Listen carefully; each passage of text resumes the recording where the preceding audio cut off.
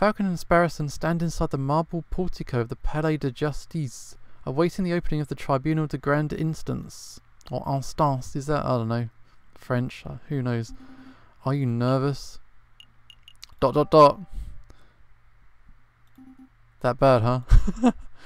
Maybe. Here she is. Monsieur Falcon, Petit Sparrowson, is there anything you need me to do? No, we got this. Falcon was just telling me how confident he was about the case. That's wonderful, I know you two will pull through. Let's move it along, fellas. I'll be watching from inside. Do your best for me, Monsieur Falcon. We will. Are we ready?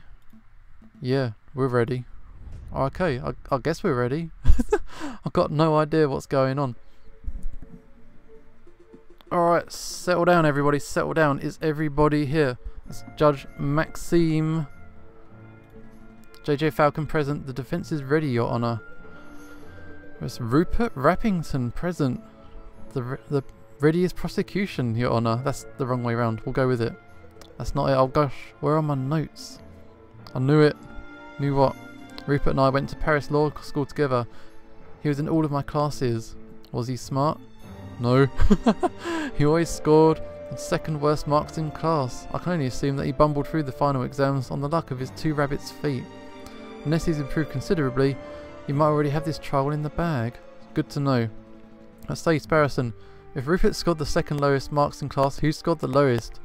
We don't need to know this answer, do we? I choose to exercise my right to not self-incriminate. Here we go. Prosecution's ready, Your Honour. Are all the jury present? There's all kinds of people, all present and accounted for. What we got? Got a hippo, an ostrich, there's a dodo. Okay, hey Falcon. I thought there were only 6 members of the jury for cases like this. Why do I count 8? Are those two the birds with the funny hats are assessors, the associate judges? Everything seems to be in order, so let us begin. The court is now in session for the trial of Dame Cataline de Miao. Prosecution, please call your first witness to the stand. Here we go. Oh gosh, are we there already? Okay. I choose to call the officer in charge of the murder investigation, Inspector Volerty, to the witness stand. Inspector Volerty, please approach the stand and recite the oath. As you will, Your Honour. I swear to speak without hatred and without fear, to tell the whole truth and nothing but the truth. What is he, a chicken? Please state your name and occupation for the record. My name is Inspector Juste Volerty. I'm a servant of the law, scourge of the gutter rats that plague this city. I've enforced the law for over 20 years and I shall continue until I bring the infamous Viridian Killer to justice. Who's the Viridian Killer? My path begins 18 years ago. Whoa, flashbacks. Let's stick to the questions, Inspector. Of course, Your Honour. Great, I was hoping we'd have one of those bumbling, cuddly officers, but instead we're stuck with the lawful goody two-shoes. I bet this guy would turn down his own mother if he saw her littering. Why, turn him in. Okay. Is it true that you're the lead investigator on this case? That is correct. I was also among the first to arrive at the scene of the crime. Perhaps you could walk us through what you witnessed. Absolutely. Just after 7:30 we were alerted and brought to the scene by the housemaid, Baron Ragoy. At the scene of the crime we found Dame Cataline de Miao. She was standing over the corpse of Monsieur Gromry with his blood on her paws. That sounds like an open shut case in my humble opinion. No more questions. Blooded paws? No one told me of that one. Keep it together. You're about to be given the opportunity to cross-examine the witness. That's your opportunity to find the flaws in the inspector's testimony. Of course, I got this. You may begin your cross-examination, Monsieur Falcon. Cross-examination. Okay, we've got to find flaws in his testimony. Select a key phrase that you find suspicious, and Falcon will press the witness for information. Ask the right questions to bring truth to light. Avoid pressing for pointless details. The judge and jury don't like having their time wasted. Select a statement to question. Okay, got the housemaid, scene of the crime, sliced open corpse, blood. Tell me about the blood. I want to know about the blood. She had blood on her paws. Correct. Blood clung to her fur like a guilt to a convict. Whose blood was it? It's the stake, isn't it? What a question. It was Monsieur Gromry's, of course. How can he be so sure? I object. This line of questioning is absurd. There was only one murder victim in that night. The blood on Dame Cataline's paws could only belong to one person. Falcon's trying to delay the trial by asking pointless questions. I'm afraid the prosecution may have a point. Do you have any reason to suspect that the blood belonged to someone other than Monsieur Gromwy? I do. I think it's the steak. I have more than a suspicion. I have evidence that the blood had nothing to do with the murder. That is foolish time wasting, Falcon. If the blood and Kathleen's pawns didn't come from the victim, where did it come from? Okay, steak. A bloody rare steak. Steak, steak, steak. Boom! On the evening of the murder, Dame Kathleen ate a bloody rare steak. Is this true? In a manner of speaking, I suppose steak may have been on the menu. Inspector, would you acknowledge the possibility that the blood on the lady's paws did not belong to the victim, but to the steak? Well, don't answer that. It's a possibility. Oh, he said it. No, got unlucky. Always intrigued, pretty convincing. I gained favour of the jury. Oh, it's like a... Oh, God, it's like a balance system. You've got to swing it in my favour. So, Inspector Valerti, is it possible that you arrested an innocent bystander simply for being a messy eater? Hold on just a minute. You're overlooking something quite crucial. Dame Kathleen is an elegant bourgeois kitten. She was no doubt brought up with flawless etiquette and perfect table manners. At the banquet, she would have eaten the steak with a fork in her left hand and a knife in her right like a proper civilized animal. How could she have possibly gotten paws with such good manners? Oh, that's a good question. Or at least it would be at any ordinary dinner banquet. But as it happened, something was missing from that banquet. Something that forced Kathleen to eat with her paws. It's the missing cutlery. Forced to eat steak with her paws because the silverware of the household had been previously stolen. I don't recall any mention of that in the police report. We weren't aware of anything missing from the Rogoy residence when we performed the initial investigation. But as it happened, Baron Rogoy approached us about this very subject last night. Oh yeah? What a twist. You gained a little favour with the jury. It's looking good. What's the meaning of this? Yeah, all the evidence is coming together. Inspector, was your investigation so lax that you overlooked these basic facts about your initial report? Oh, lax? My investigation? Oh, he's offended. I assure you, I am most thorough investigative reporter on the force. He's into it. It's amazing that the Parisian police managed to solve any crimes at all. Harsh. Sparrison's into it. Oh dear. Be on your way, Inspector. Perhaps do a little inspecting for your next case. Oh, you've been discredited. You're out. Fine, so be it, messieurs. Until next time. I trust your next witness is ready. Yes, yes, of course. Who have we got? Monsieur Robitio Rubinho, the photographer who attended the banquet on the night of the murder. Please approach the stand and recite the oath. There he is. How does it go?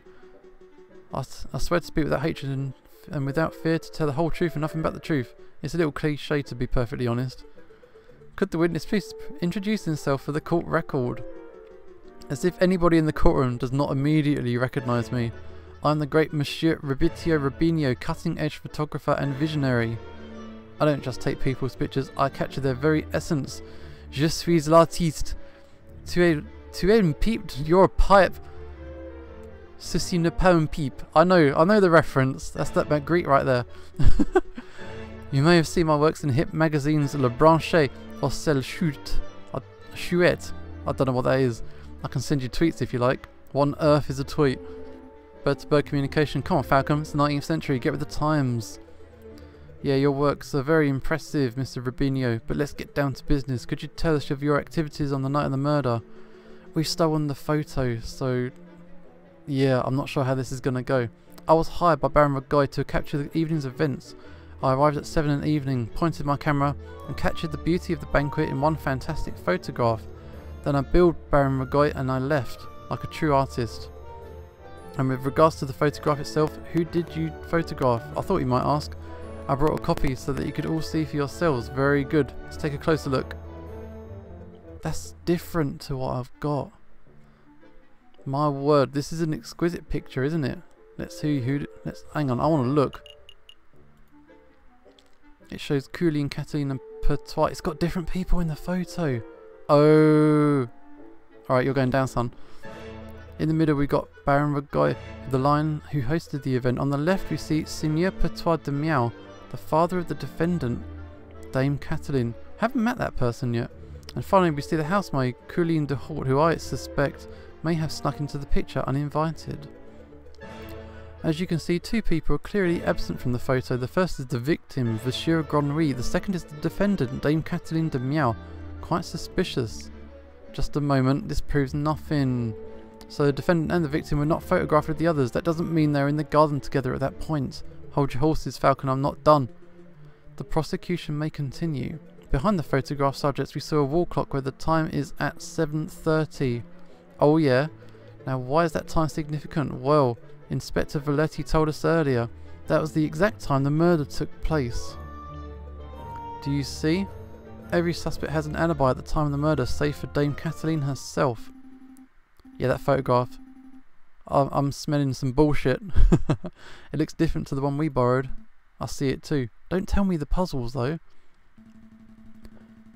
Our photograph shows Courtoom de Hort, Dame Cataline and Seigneur Patois.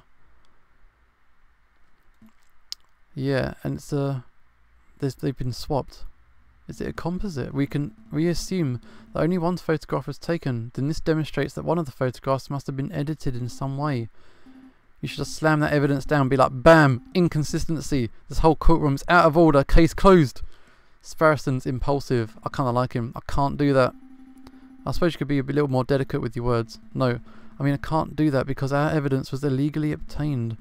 If I were to present it, Monsieur Rubinio would ask how we acquired it and the whole trial could derail. In a worst case scenario, I could lose my legal license and would be arrested for theft. Well, we don't want that. No, we don't. I should tread lightly. Your Honour, I would like to cross-examine the witness. Very well, the defence may proceed. It's a waste of time if you ask me. Photographs are rock-solid evidence. Select a statement. Okay, so what have we got to work with? 7 PM. Set up my camera. Capture the beauty of the evening's events in one magnificent photo. I build... So what have we got? Got the camera. This is the red herring. I can't believe that's there. Anyway. So we got the bogus photograph, and then we got a clock without hands. So I think I'm going to ask him about the time. 7 PM. Monsieur Rubinio, you say you arrived at 7 o'clock? Give or take a couple of minutes? Yes. How long did it take to set up? It took perhaps 25 minutes to find a shooting location, put together the camera and ready the film. So you arrived at 7 and the photograph took place at 7:30. You spent 25 minutes setting up. That leaves 5 minutes unaccounted for. Falcon, surely you aren't suggesting that Monsieur Rubinio did something nefarious in a small window of time? No. Not at all. I'm just trying to piece together the evening's events. I spent a little time talking with Baron Rogoy when I arrived. That's probably where the rest of the time went. Do you have another question? Yes, I do. How do you know about the time? How do you know you arrived at 7? Well, the clock in my house read 6:45 when I left. And the walk to Chateau Crinier is about 15 minutes. I don't claim to be a flawless timekeeper, but I'm a professional. I always stick to an appointment. I'm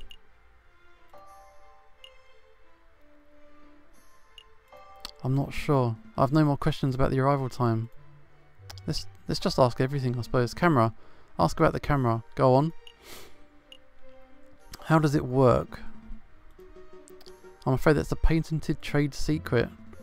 But it's a mechanical device, yeah. You point it at something, then it clicks some words and shoots out a photograph. That's quite a crass explanation. It's true that I point and click the camera, but that only creates a negative, a prototype of sorts. Then I have to develop the photograph and that takes time. How much time? Around 4 days. Oh, here comes the theory. If the photograph is hot off the press, if you will. I suppose that does explain why the Baron hasn't received his photographs yet.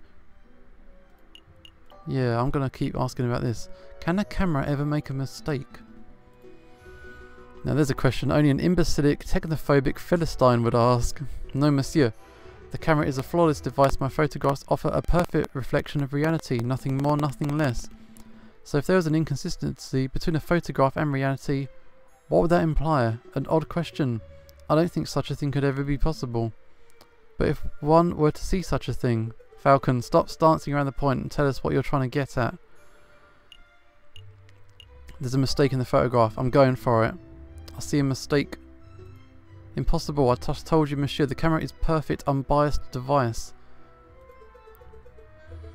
I'm not seeing any mistake. Could you be more specific? Certainly.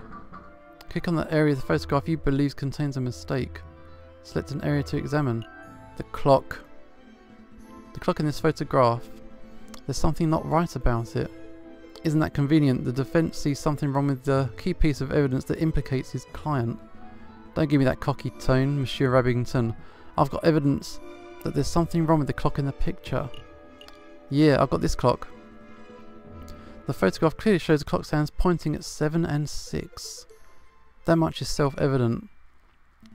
Which is most curious, because the clock in the lounge of Chateau Clinier has no hands. Doesn't it? You didn't know? The clock is merely a decorative piece, a talking item. Feel free to ask Baron Ragoy or his housemaid if you got doubts. Monsieur Robinho, how do you explain this discrepancy? He's sweating. He doesn't know. There must be a mistake. My camera is flawless. There's no mistake, monsieur. Your photograph depicts something that does not exist in the real world. Maybe there was an error in the printing process. An error precisely where the clock hands should be? Please, monsieur, don't patronise us. Allow me for a more plausible explanation. You, Monsieur Robinho, edited the photograph. Oh, I'm no expert, but I suspect that you used paint or ink to carefully put hands on the clock. It would have been a simple task, considering the clock face was bare. One could even speculate that you specifically chose to include a handless clock in the photograph, just to simplify the editing process. Oh, Falcon, your reasoning is absurd. Why would the witness do such a thing? Is it not obvious? By showing the photograph to have taken place at precisely 7:30, it clears all the photograph subjects of suspicion. In other words, Monsieur Robinho created a perfect alibi. He's gone quiet. He's gone quiet. Of course, this raises further questions. Who is the witness protecting? And why? What was Monsieur Robinho? Was he coerced? Was he bribed or threatened? Enough silence. Let's hear some answers, Monsieur Robinho. Fine, you got me. I'm guilty. I did it all. You did it? You're confessing to the murder? What? No. I've got no idea I killed the frog. I'm just admitting that I'm guilty of producing fraudulent photographs. I was ordered to make changes to the printed photographs, and yes, that included adding hands to the clock. You were ordered by who? Oh, I dare not say. Monsieur Robinho, I strongly advise you to answer the defence's question. You have pledged to speak without fear. With respect, Judge, I fear his claws.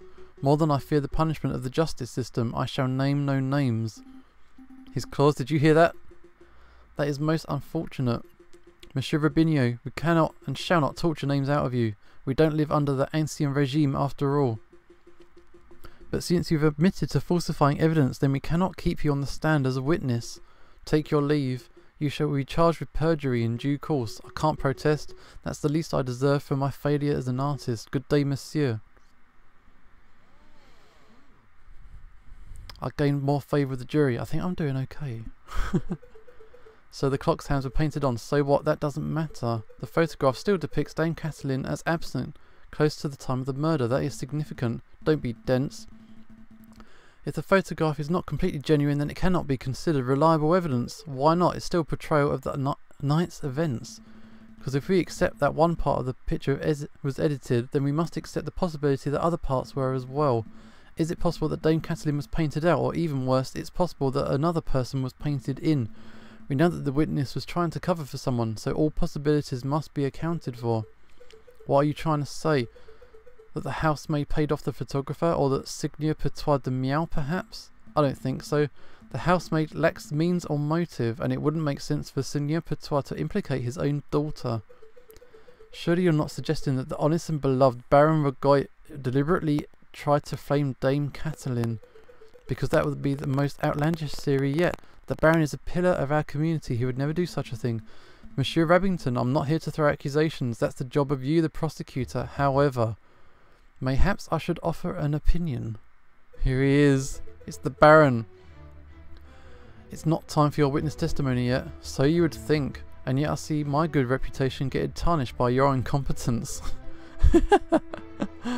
Indeed. Let's proceed with the witness questioning. Is that fine with you, Judge? I suppose that's fine. Very good. And I trust that the defence has no objections. No objections here. We're going to go 1-to-1. Fantastic. But before I forget, I pledge to speak without fear and prejudice, etc., etc. Now, prosecutor, ask me about what I witnessed over the course of the evening. Baron Rogoy, on the night... Yeah, the initial dinner went magnificently. Let's just ignore him. When the photographer arrived, Monsieur Gromry left to visit the garden. Dame Cataline followed him from behind moments later. Sonia Petois, Monsieur Robinho and myself were engaged in a conversation, so we paid her no mind. After the photographer had left, my housemaid left to go find Monsieur Gromry and Dame Cataline. That would be when I heard her cry for help. Thank you, Baron. I think we all know the story from there. I would like to cross-examine the witness. Do you doubt my integrity, garçon? Don't call me boy. I'm just here to uncover the truth. Very well. Hit me with your best shot. Let us establish with absolute certainty that I, Baron Rogoy, am an honest man, or lion, or yes. The defence may proceed. Let's do it. So that's a statement to question. Dinner, Monsieur Gromry, garden, housemaid. Let's go with the dinner. Very well, ask away. Do I really want to ask about the red herring? I can't not. Now, about the red herring. Yes, what about it? I'm not sure, but I feel it's of vital importance to the case. Falcon, I just want to clarify this. Are you saying you wish to pursue the red herring?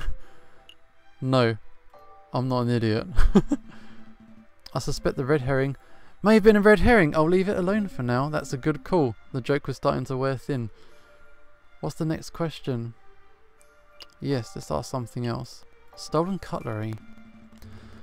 Earlier today we established that silverware was stolen from your residence prior to the banquet. Indeed. I am aware of who the culprit is, but I've decided not to press charges. It's curious then that you decided to serve steak. It isn't what one would describe as finger food. I don't know about that thing, Falcon. With the right attitude, all food can be finger food. There's nothing curious about it. Sonia Petois and Dame Cataline are vocal lovers of rare steak. I was merely suiting their needs. What other choice did the Baron have? Serve vegetable broth with, like a common peasant? Ravington, shut up. Yeah, there you go. Do be quiet. You sound ridiculous. Sorry, Baron. Yeah, keep shush. Any more questions? No. Let's ask about Monsieur Gromry. God rest his soul. What was your relationship? We were business partners. Okay, so the three of these guys all owned a third share of an up-and-coming railway company.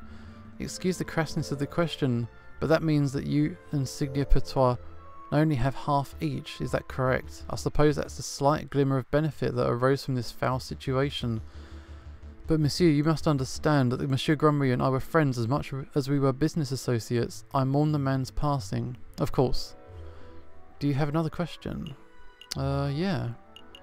Why did he go to the garden? I believe he wanted some fresh air. The steak did not sit well with him, I fear. Oh, I see. But that's quite coincidental timing, isn't it? How so? Monsieur Gromry felt sick and left the room just after the photographer arrived, and just before the murder occurred. One might draw a link between the food and the sickness. Hold on. So you're not suggesting that Monsieur Gromry's food was poisoned? Nope. No. There's nothing to indicate poisoning. I just found the timing somewhat puzzling. There's nothing puzzling about it. He always had a soft stomach, so it's no surprise that he couldn't keep down a good rare steak. What evidence have I got again? Let me have another look. Got the cigar. And the missing silverware. They seem to be the main clues. Okay. Never mind. Let's ask about the garden. We saw the murder scene in your garden for ourselves. What's with all the horses? I beg your pardon? There are all these horse and cherub statues in the garden. To be frank, we found the whole thing a little weird. Could the defence please stop horsing around? This can't possibly have any relevance to the case. Nay, it does not.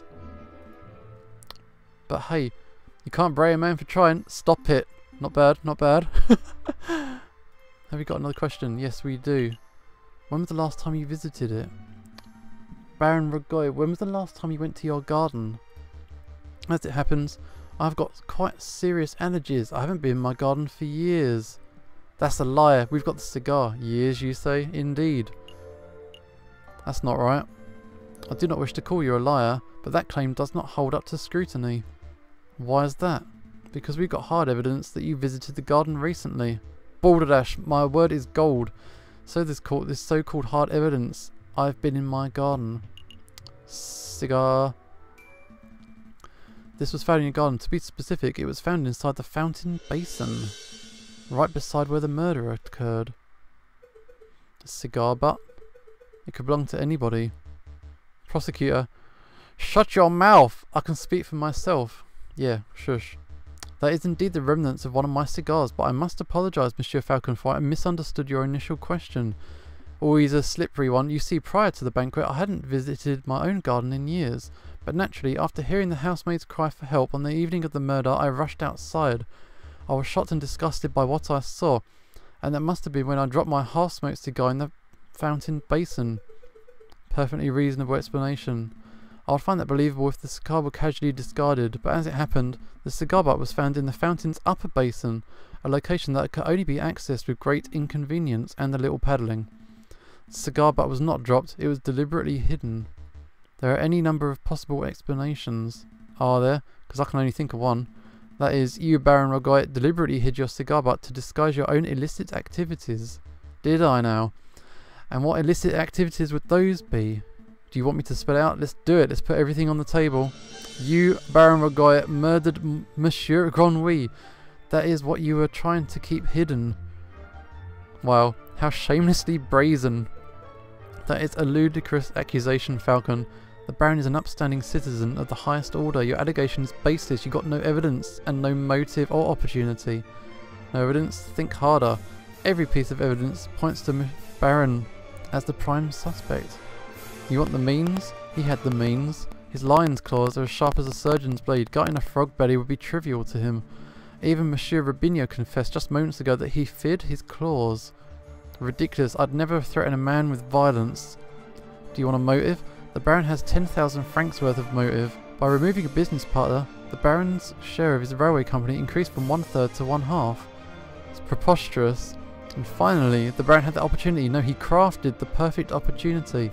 He arranged a small banquet with a very select number of guests. He was aware of the missing silverware, and yet he served steak, a item that necessitates good cutlery. Why? To bloody the hands of his guests. Then he hired an easily influenced photographer and staged a very specific picture in order to build a perfect alibi for himself. Photographing the guests in front of a handless clock to make for easy editing is quite an ingenious plan, it must be said. Prosecutor, you're going to let this slanderous yarn go uncontested. Say something. Object. Come on, Rabington. Do your best. You're pitifully useless. After executing the murder, the Baron found himself still holding a single piece of incriminatory evidence, his finished cigar. He knew that leaving it at the crime scene would raise suspicion, but he didn't have time to properly dispose of it, so out of desperation he threw it into the fountain out of sight of his guests and any snooping police. I imagine the Baron was hoping to implicate Seigneur Petois de Miao, since he would ensure total control of his railway company. Alas, Dame Kathleen happened to be first on the scene, so the Baron improvised. That's an outrage. Judge, I demand you disbar this ranting lunatic. No, there's only one outrage here. That is, a man like yourself is able to abuse his wealth and status to frame innocent girls for murder. You're a bourgeois of the worst kind. How dare you, garçon? The utter nerve for a lying scumbag of a lawyer to accuse a philanthropist like myself is something so heinous. I'm nothing like the fat quack bourgeois. I'm a respectable, hard-working capitalist. No, you're a ruthless man who would slaughter a dear friend just to reap a few francs. You incredulous whelp. I will gut you right here and now, like a damn frog. Oh no! He went and said it. Oh, it's all gone quiet. Could someone please restrain the Baron? I'm on it, Your Honour. Come on, Quark. Let's go, old man, to the conciergerie with you. Don't touch me, you filthy jackdaw. I can walk myself. That's quite a turn of events. Does the prosecution have anything to add? In a manner of speaking, and to be honest, no. Then I shall now confer with the members of the jury to come to a decision. I ask the animals of the court, please be patient in this time. Falcon, that was pretty incredible. Thank you. I just hope it was enough. What do you mean? You just proved Catalin's innocence. We'll get a not guilty verdict for sure. Sparrowson, I think you've misunderstood something important about the justice system. What is that? I haven't proved anything. As lawyers, we cannot deal in proofs. It's just not possible. All we can do is organise the evidence and convincingly explain what it suggests. I haven't proved innocence. All I've done is demonstrate that there's a significant possibility that she is not guilty. I'm not sure I understand the difference. We have reached a decision. Here we go. Here we go. In the light of recent revelations, it's clear that an error of judgment was made with the initial arrest. On that work, we unanimously find the defendant, Dame Catalin de Miaut, to be not guilty. Oh, yeah. Not guilty verdict. We did it. Yes, yes, yes, yes, yes. Monsieur Falcon, Petite Sparrow son, you did it. Yeah, I suppose we did, didn't we? Oh, don't be cool about it, dude. We should head back to the office so we can celebrate properly. Yeah, you did it, Falcon. I can't take all the credit. This was a group achievement. I'm so proud of you both. I'll go get the bottle of wine and 3 of our least dirty glasses. You're amazing, Monsieur Falcon. It was nothing. I very much like the way you pinned the murder on the Baron. That was an act of sheer genius. I didn't pin anything. Sparrowson and I just worked at unveiling the truth, given the facts of the case. Monsieur Falcon, there's no need to play coy. This case is over. Play coy? Don't tell me you're actually being sincere. I'm completely lost. Oh wow. I thought the goody thing was just an act, but you actually don't know. Alright, I'll spell it out for you. What's that?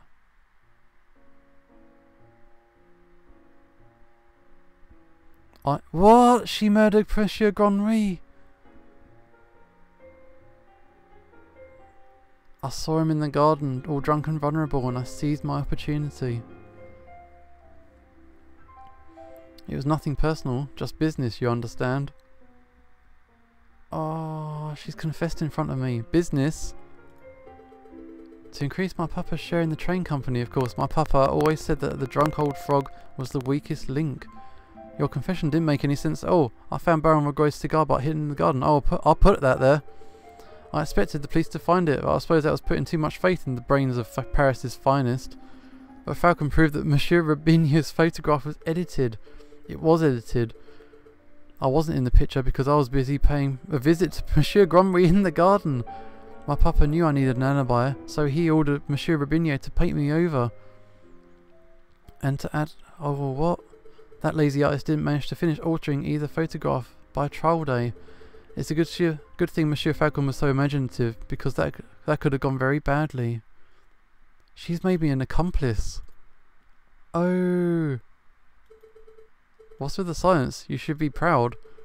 There aren't many lawyers in the whole of France that would have won a case like this, even for a bourgeois kitty like me. I'm not impressed. I think you should leave. Fine. So much for the celebrations. Here's the payment for your services, straight from my papa's pockets. Adieu. How much did we get? I only had 10 francs for 40 francs. Is that a lot? Well, adieu. Adieu. Oh, that's thrown me for a loop. That's left a bad taste in my mouth. What do we do now? Falcon. Oh. She was guilty. She did it. Oh, end of Act 1. Oh, this game's interesting. I was not expecting that twist. Yeah, so that was Act 1. And I hope you enjoyed that. Yeah, I think I'm going to come back to this game a little bit later on. So for now, this is Ushio signing off. And hopefully I will see you next time.